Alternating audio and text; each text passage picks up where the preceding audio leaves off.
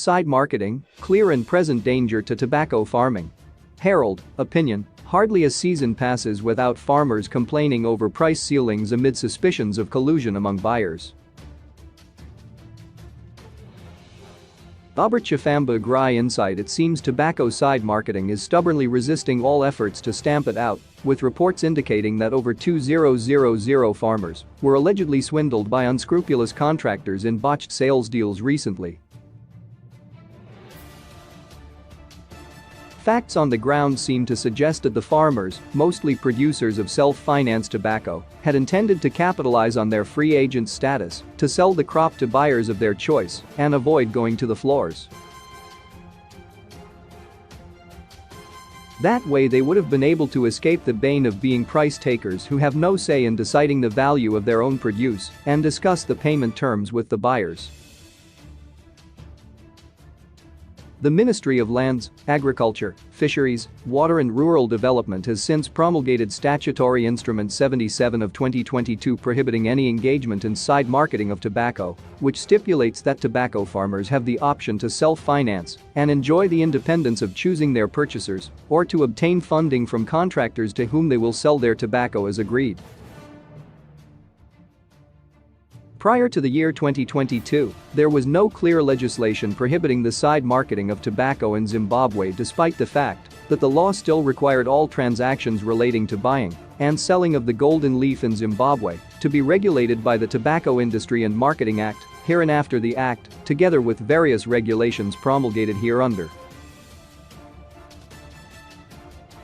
Of course, this was an attempt to protect farmers from rogue buyers that would use devious ways to get the crop before paying a song for it, leaving the grower poorer. Such buyers have been in existence for some time now, with the Tobacco Industry and Marketing Board, TIM, pressing for their total elimination year in, year out, yet it seems they are tapping into loopholes littering the marketing system to reappear every season. It is high time TIM finds a permanent solution to the problem and make the tobacco sales floors more attractive to farmers than the random buyers that end up fleecing them of their much-deserved potential revenue. Interestingly, TIM has this year even gone a rung higher in its push to eliminate the menace by engaging private investigators to try and make sure there is no side marketing happening undetected. This solution does not, however, seem to be providing any respite, as the unscrupulous buyers always seem to have ways of worming their way into the system to run their illicit deals unnoticed. It is critical for TIM and other stakeholders waging the war to eliminate this vice, to identify and plug all the loopholes that are making their system porous once and for all. An organized marketing system will naturally attract all farmers to come and do their business there, which does not seem to be the situation at the country's tobacco sales floors, with all seasons being plagued by price discords, growing volumes of bale rejections, and cases of lost tobacco bales. In most cases, unscrupulous buyers end up cajoling farmers into selling the rejected tobacco to them before just repackaging and reselling at better prices. This has unfortunately bolstered claims that unscrupulous buyers work in cahoots with some people employed by the tobacco sales floors. These are some of the things pushing farmers to look for alternative buyers. Hardly a season passes without farmers complaining over price ceilings amid suspicions of collusion among buyers, while some contractors are repeatedly failing to honor their contractual obligations, but still expecting growers to do so to the last letter. Such a scenario is naturally pushing farmers straight into the open and waiting arms of these opportunistic buyers, who will then capitalize on the desperate situation to dictate the terms of deals they thrash out with the growers. There are also cases where unregistered people come in as B-class buyers that are not registered, scouting for opportunities to rip off unsuspecting farmers whom they promise very attractive packages but later renege on the promises. Some of the 2,000 farmers currently at war with the unscrupulous buyers also reportedly delivered tobacco for which payments have not been honored. Contractors promised to pay good prices and deployed agents to buy tobacco, which they had not even contracted, and have not paid the farmers. It is unfortunate that farmers are the ones coming out with bruised egos from the deals. The sad thing is that they are always accomplices in this little vignette of deceit through use of illegal means to effect the transactions, because their growers' numbers will not be on contract. It is also saddening to note that some prominent tobacco contracting companies are yet to pay farmers for crop they delivered.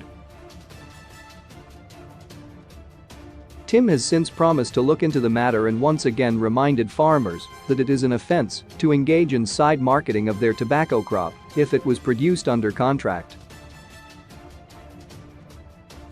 Those that produce tobacco using personal funds also need to be selling their crop through the proper channels to avoid scenarios that turn sour like the current one.